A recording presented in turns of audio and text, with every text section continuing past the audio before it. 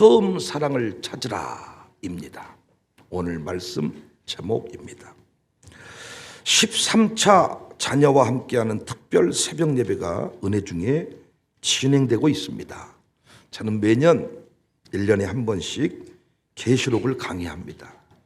계시록 강의를 할 때에는 수요일 저녁 예배도 주일 예배에도 특별한 일이 없는 한 계시록의 말씀을 전하려고 합니다. 매년 전하는 말씀인데 성령께서 주시는 또 다른 음성들이 있어요. 지난해에는 계시록을 강의하면서 이기는 자의 원리에 관하여 설교를 했습니다. 이기는 교회의 원리가 이기는 자에게 감동이 됐어요. 근데 올해는 예수님이 주신 책망의 말씀들이 가슴에 와닿았습니다. 특별히 사랑에서 책망하신다는 말씀을 대할 때 가슴이 먹먹해지는 느낌이었습니다. 계시록 3장 19절 물은 내가 사랑하는 자를 책망하여 징계하노니 그러므로 내가 열심을 해라. 라오디게아 교회 주시는 말씀. 미운 짓만 했는데 마음에 든 것이 하나도 없어 보이는데 내가 너를 사랑하여 책망한다. 열심을 내라. 돌이켜라. 그러고 보니까 서머나 교회와 필라델피아 교회는 책망이 없었잖아요. 책망의 내용이 그리 많지 않더라고요. 7교회 주신 말씀 중에 2교회가 책망이 없으니까 책망은 5개밖에 없어. 이 내용을 가슴에 새기고 삶에 적용하여 결단한다면 2023년은 칭찬의 한 해가 되겠구나. 이 5가지 책망이 가슴에 와닿았습니다. 오늘 함께 살필 책망의 내용은 예배소 교회 주신 말씀인데 너의 처음 사랑을 버렸다. 4절 말씀 한 번 더 받을까요? 그러나 너를 책망할 것이 있나니 너의 처음 사랑을 버렸다. forsake your first love. 너의 첫사랑을 버렸다. 2009년 어느 날 저는 광주 청사교회를 만났습니다. 저를 처음 소개해 준 목사님이 우리 동네가 골목이 많잖아요. 골목을 잘못 들어서 조금 헤매다가 지금 이 통합채플 이 예배당을 보았습니다. 대단하다는 감탄이 절로 나왔습니다. 동네가 아주 초라해 보이는데 이 예배당이 우뚝 서 있으니까 청사교회가 이 지역의 중심이다. 이런 생각을 제가 했습니다. 아마 우린 서로 첫눈에 반했던 것 같습니다. 결국 영원한 사랑을 약속하여 한 공동체를 이루었습니다. 제가 2009년 11월 9일에 이사를 왔어요. 이사 오기 전 한 달 동안은 수요일과 주일을 오고 가면서 설교를 했습니다. 저는 그때의 울컥거림을 잊지 못해요. 수요 예배가 끝나면 주일을 기대하고 주일 예배가 끝나면 수요일을 기대하면서 곧 내려올게요. 잘 다녀오세요. 그 인사했을 때 그 가슴에 울컥거림이 있었어요. 잠시 떨어져 있었지만은 그때 주고받았던 문자들 제가 어렴풋이 기억하거든요. 잘 지내셨는지요? 목사님 벌써 보고 싶어지네요. 모든 것이 감사했습니다. 한 사람 한 사람이 한없이 소중하고 사랑스러웠습니다. 어떻게든 곁에 있고 싶었습니다. 하루라도 빨리 이들과 작별 없는 시간을 만들고 싶었습니다. 그 3일 기다리는 게 너무 싫더라. 부임하여 목회를 시작했는데 붕붕 떠다니는 것 같았습니다. 설교를 위해 강단에 서면 지금처럼 안 오는 인간들이 보여서 흥분한 게 아니라 앉아있는 한 분 한 분이 너무너무 소중했어요. 어떻게 저분들은 이 교회를 지키고 있었을까?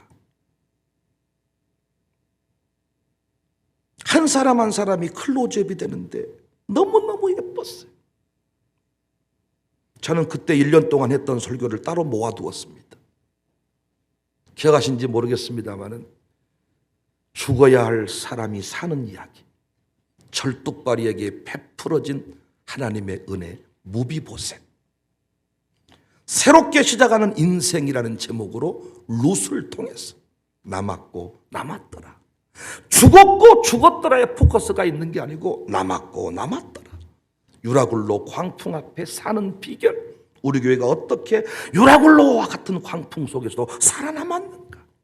베데스다 목가에 은혜 베푸시는 예수님, 다윗의 승리 비결, 질그릇 같은 인생이 이기는 비결, 이기자, 승리하자, 된다, 막 이런 공고를 제가 따로 모아놨다니.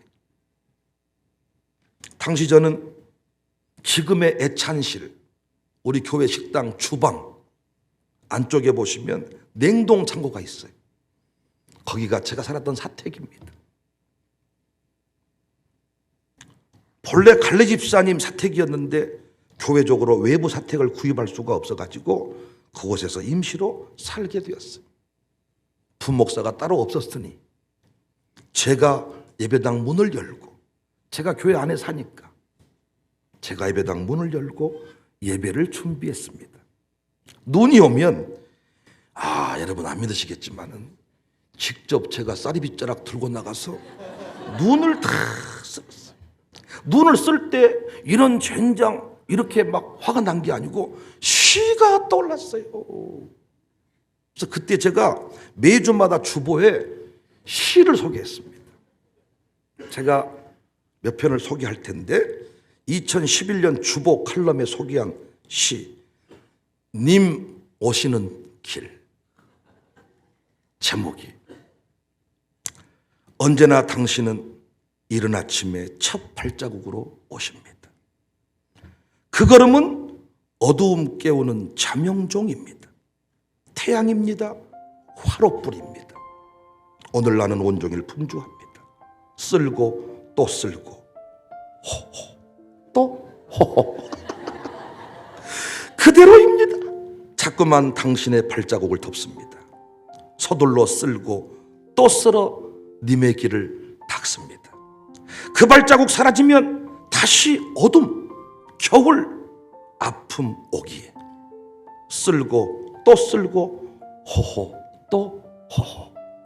제가 아침에 눈 쓸다가 쓴 시야. 또 한 편 소개할게요. 시 제목이 서울. 나는 영암 3호에서 태어나 강진 군동에서 자란 촌놈입니다. 그래서 서울이 좋았습니다. 서울살이가 자랑스러웠습니다. 워커힐의 아침, 한강의 풍경, 빛깔 좋은 양복, 낭만이었고 기쁨이었습니다. 서울을 잊어야 하는데 그 기억 선명해서, 고향이 아닌데 언제든 포근해서, 기다리는 사람 없는데 돌아가야 할 것 같아서, 힘들었는데 미안했는데 오늘은 서울 하늘이 잿빛입니다. 한강도 아무런 말이 없습니다. 지독하게 춥습니다. 하늘을 나는 새의 날개짓이 힘겨워만 보입니다. 훨훨 높이 솟아야 할 텐데 오늘은 서울의 태양이 저물어가고 있습니다. 역시 서울은 타양입니다. 서둘러 광주에 가야겠습니다. 난 촌놈일 때 행복합니다. 이게 제가 여기 부임에서 목회하다가 서울 가서 서울 갔는데 옛날에는 서울이 너무 좋았다니까. 서울살이가 자랑스러웠다니까요. 그런데 광주 담임 목사가 되고 나니까 서울은 타양입니다. 서둘러 광주에 가야겠습니다. 그러면서 그냥 쉬 서울 갔다가 쓴 시야. 동행이라는 동행. 이런 시가요 상당히 많아요. 동행. 난 함께 갈 벗이 있어 좋다. 사이좋게 길을 간다. 일등석 아니고 아스팔트 길 아니지만 어디든 고향집이다, 친구다. 먼 길인데 고독하지 않다. 꿈을 꾼다, 시를 쓴다, 노래한다.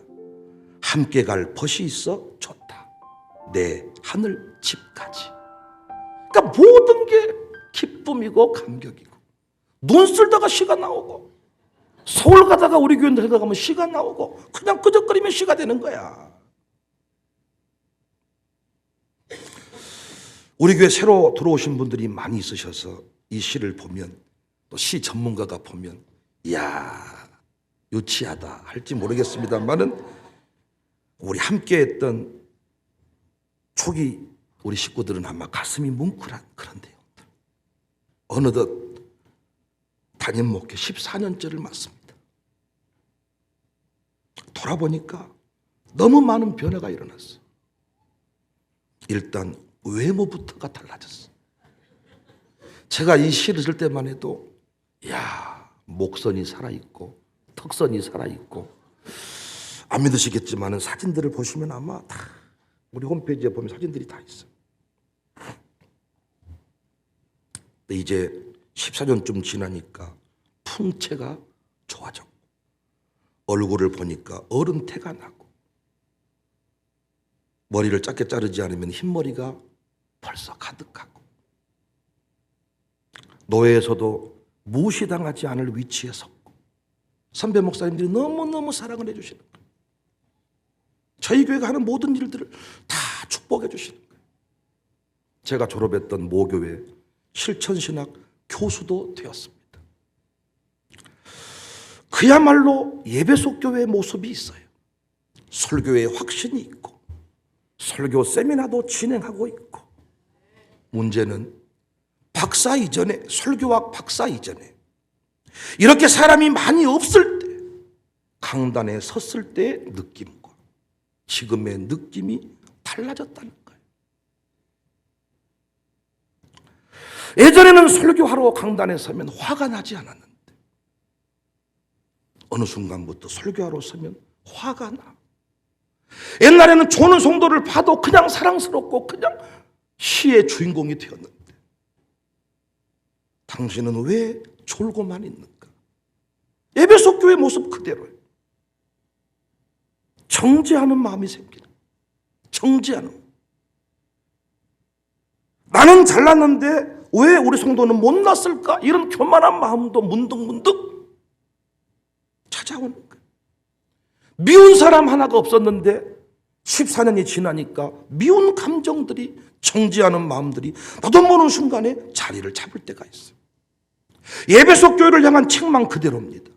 진리를 지켜내고 많은 사역들을 감당하면서 경험도 늘고 실력도 늘었는데 영혼을 정죄하는 일이, 내 마음에 이루어지는 것을 봅니다.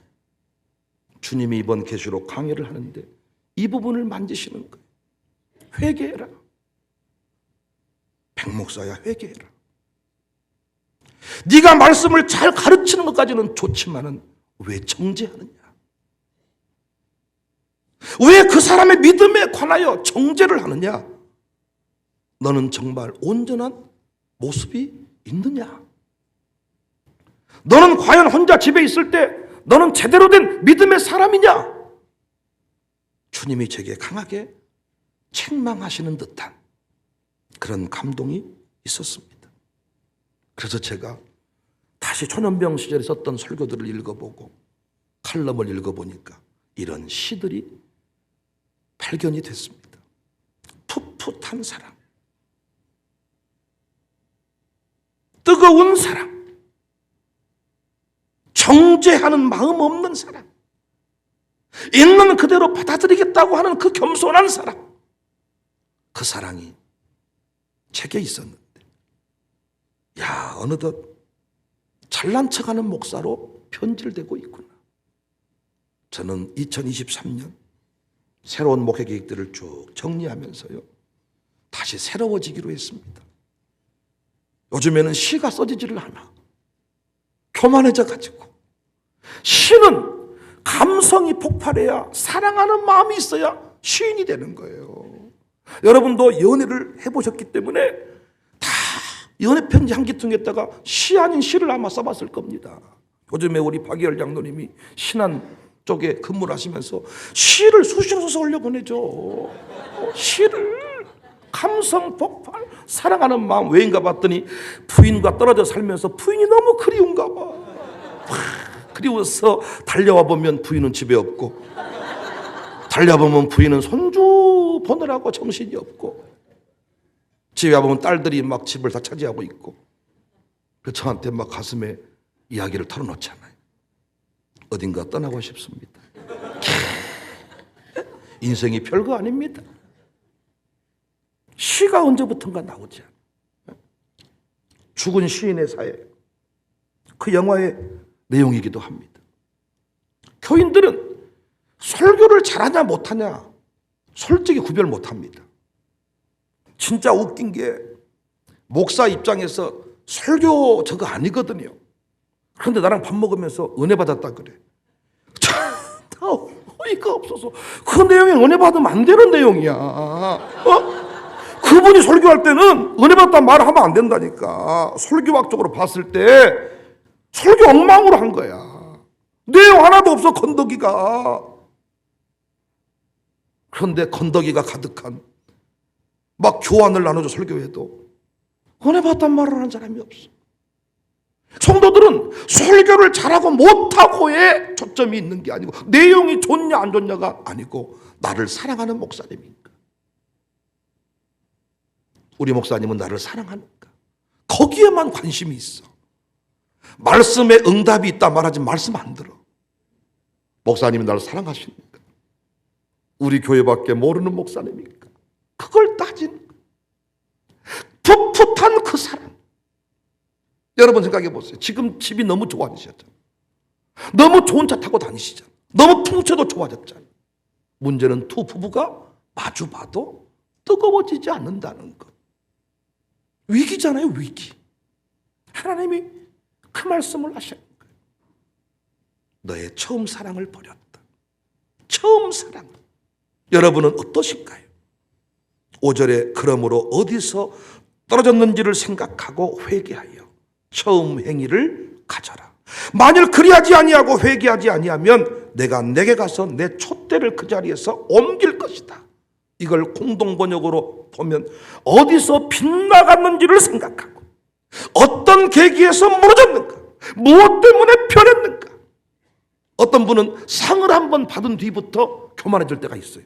상을 한번 받아 드디어 나를 인정해 줄, 그때부터 이상해지는 사람이 있고, 어떤 사람은 결혼을 한 뒤부터, 어떤 사람은 돈을 많이 벌어버린 뒤부터 패려버린 거야. 어떤 사람은 박사가 된 뒤부터 패려버린 거야. 넌 박사 안 돼야 되겠다 말이야. 어디서 떨어졌는지를 생각해 봐라. 어디서부터 너의 시상이 사라져버렸는지를 생각해 봐라. 돌이켜라. 무엇 때문에 변했는가? 주님이 명령하신 자리로 속히 돌아가라. 주님이 명령하신 자리로 속히 돌아갈 수 있기를 주의 이름으로 축복합니다. 우리 교회 첫사랑을 회복합시다. 처음 사랑을 회복합시다. 풋풋한 사랑, 뜨거운 그 사랑을 회복합시다. 익숙하지는 못해도 처음 사랑으로 드렸던 기도, 처음 사랑으로 드렸던 찬송 얼마나 하나님이 기뻐하셨습니까?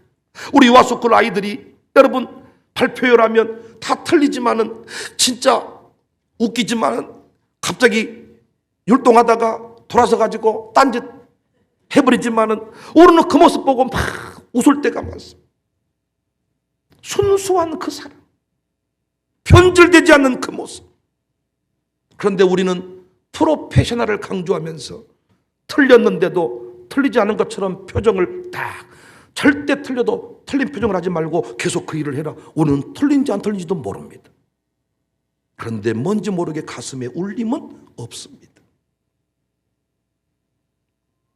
요즘 우리 아이들이 성탄절 발표를 앞두고 진짜 내가 봐도 너무하다 싶어.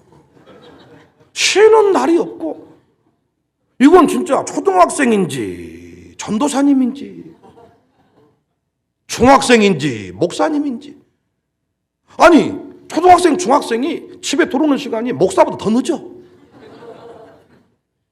수능 준비도 안 하고 시험 공부도 안 하는데 밤을 새울 때가 많아.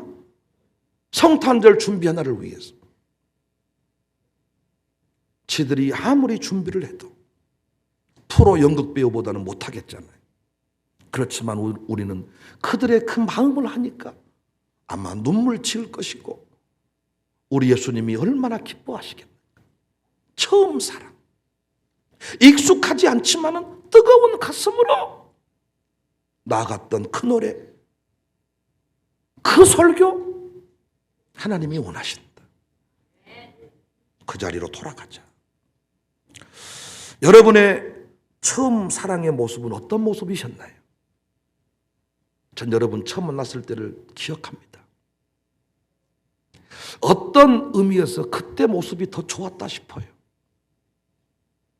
꼭 그런 건 아니지만 몇 분을 제가 생각해 보면 그때의 그 순수한 모습이 참 좋았다.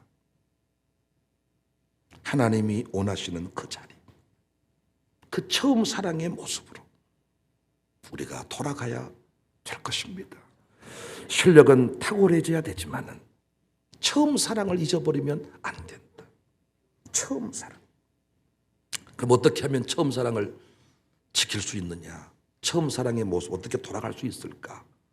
제 나름대로 4가지 원리를 깨달았습니다. 여러분도 필요하시면 한번 사용을 해보세요. 더 좋은 방법이 있으면 저한테 알려주시고. 처음 사랑을 회복하는 4가지 중요한, 제가 식어지려고 할 때마다 늘 회복을 경험하는 그 원리. 첫 번째는 처음 순간을 기억하고 늘 고백하는 것입니다. 여러분이 늘 아마 중간에 들어오신 분들은 그 말이 듣기 싫을 수 있어. 2009년 11월 9일 처음 우리 교회를 부임했을 때 아마 그때 그 초창기 남아있었던 분들도 그 말이 싫을 수 있어. 힘들었던 때, 어려웠던 때. 근데 저는 자꾸 그 고백을 하는 것은 그때 그 고백, 그 순간을 찾아내야 제가 뜨거워질 수 있기 때문에 그 순간을 기억하고 사진이라도 찾아보고 그때 했던 설교 영상이라도 보고 그리고 고백하는 것입니다. 고백하는 것입니다. 여러분도 마찬가지입니다. 지금 잘 나가는 사람들 보면 옛날 사진 보면 절대 하지 마세요 이러더라. 특히 여자분들 막 결혼 전에 사진 절대 하지 마세요. 너무 못생겼다는 거예요. 하지 마세요. 근데 안 해요.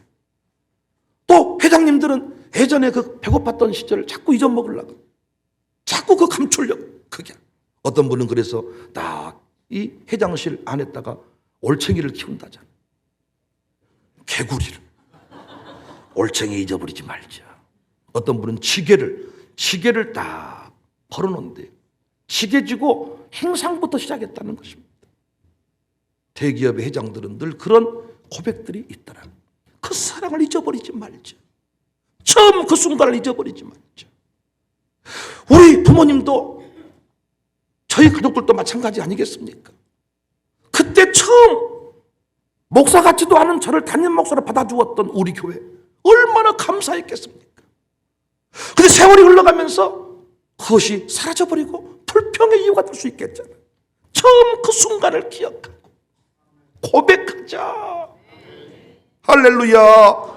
직원들도 마찬가지입니다. 처음에는 써주기만 하세요. 나중에는 아주 사장 잡아먹겠다 그러고 사장 자리를 뺏어버리려고. 이게 아픈 겁니다, 여러분. 우리 이상한 목사, 김만원 목사, 광신대학교에서 저의 그 눈빛에 한번 들라고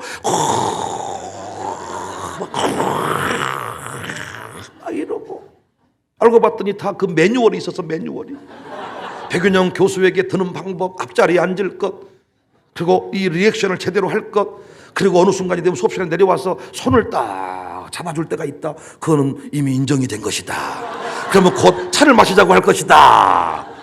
그때 또 세미나 오라고 할 거야. 세미나. 그때 꼭 가족과 함께 와야 된다. 그 매뉴얼들이 있었어요.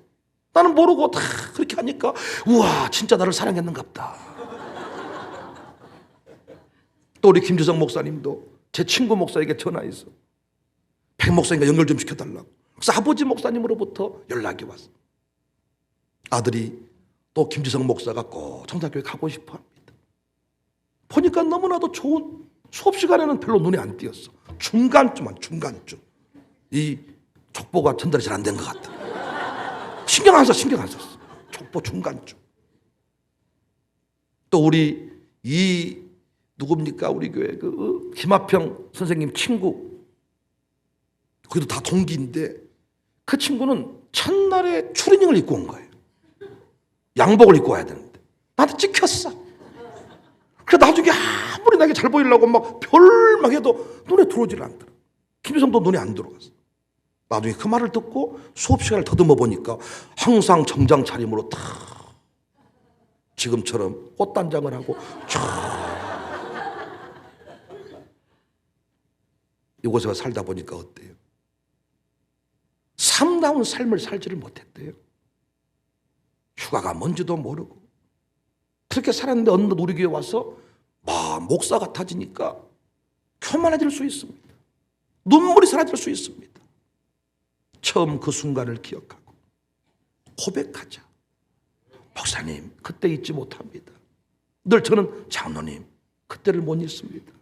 그래서 여러분이 늘 새로 세운 장로님들 입장에서 유성동 장로님의 역사를 잘 모를 수 있으니까 늘 유성동 장로님 이러면 약간 불편할 수 있겠지만 아니야. 저는 그 순간을 고백해야 이 목회가 무너지지 않을 수 있습니다. 여러분도 마찬가지. 고백하십시오. 두 번째 원리는요, 은혜의 통로를 지켜야 돼요. 늘 은혜를 받으면 첫사랑이 회복이 되더라고요. 그러니까 여러분이 늘 오늘 또 말씀을 들으시고 말씀의 멘토, 예배의 자리, 기도의 자리에 늘 나아가서 기도할 때요, 은혜가 임하면 이 가슴에 응어리가 풀리고 원망이 사라지고 첫사랑이 회복이 되더라고요. 오늘 또 주일 이 예배를 통하여 꼭 첫사랑이 회복되어지기를 바랍니다. 처음 그 사랑을 잊어버리지 않기를 바랍니다. 처음 그 사랑. 세 번째 원리는 사람을 향한 정죄와 정죄와 하나님을 향한 원망을 하지 말자. 하나님을 믿어야 돼. 사람을 내가 정죄할 필요가 없어. 열심히 가르치고 되고 안 되고는 하나님이 하실 일이니까 하나님께 맡겨주는 것입니다. 그리고 좀 불합리한 어떤 상황이 펼쳐져도 하나님이 역사하고 계신다. 하나님을 믿자. 목회 입장에서 사람이 올 수도 있고 갈 수도 있잖아요.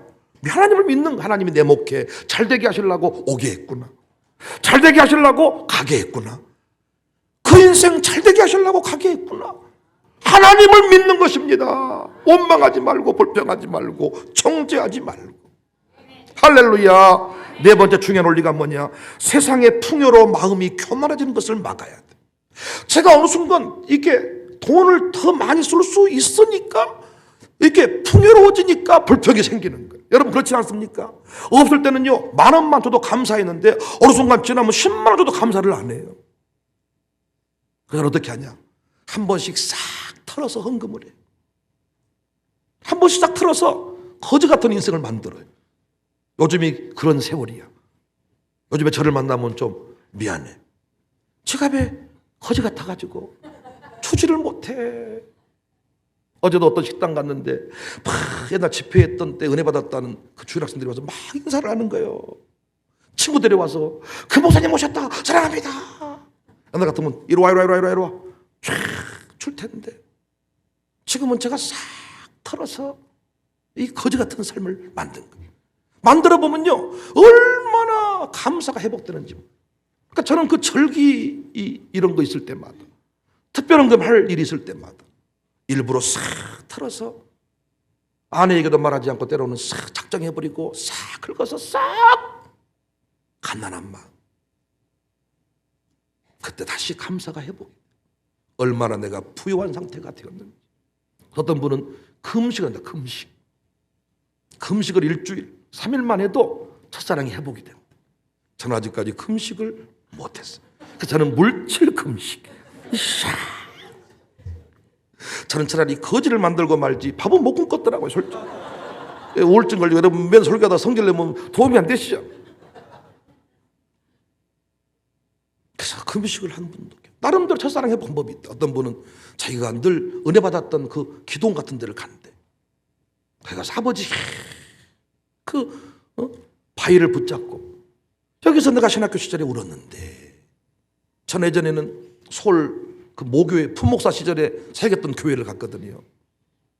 그곳에 가서 그 세미나 하는 그 자리, 뒷자리에 앉아있다만 와도 감사가 되는 거예요.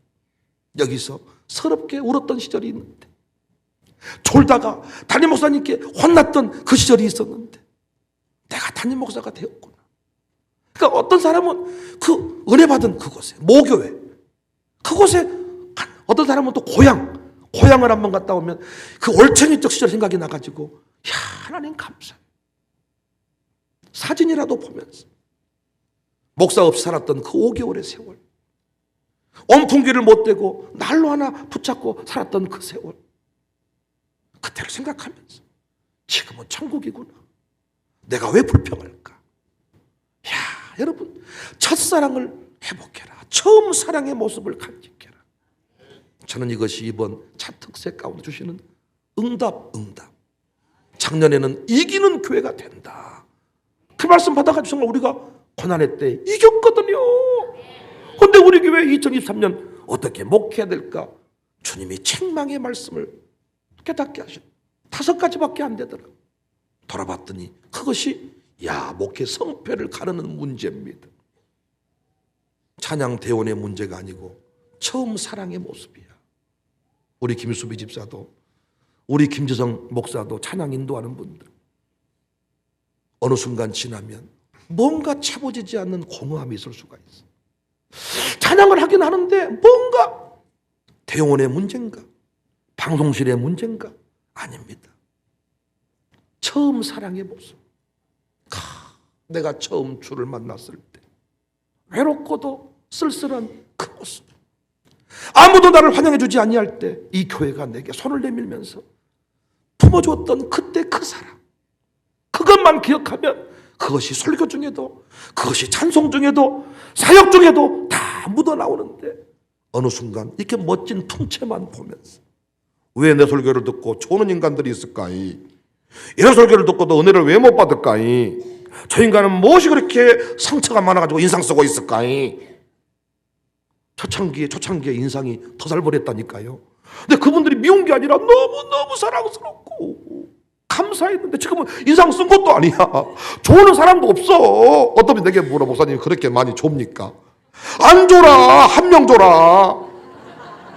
근데 목사님은 왜? 몰라. 옛날에는 성도 수가 진짜 몇 명 되지도 않았을 때, 아니 졸든지 말든지 그냥 기뻐 설교했는데, 요즘엔 왜 올라서면 그 인간이 딱 그래 들어온지 몰라. 그래가지고 괜히 졸면 됩니까? 여러분들이 누가 졸아? 어떤 유튜브 설교 듣다가 청사교회는 그렇게 많이 줍니까? 안 졸아, 한 명밖에. 처음 사랑, 처음.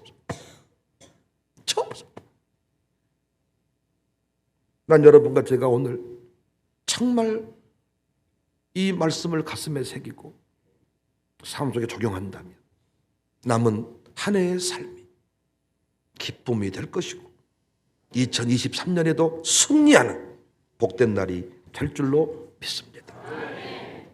처음 사랑을 회복합시다. 처음 사랑을 찾읍시다. 만났으니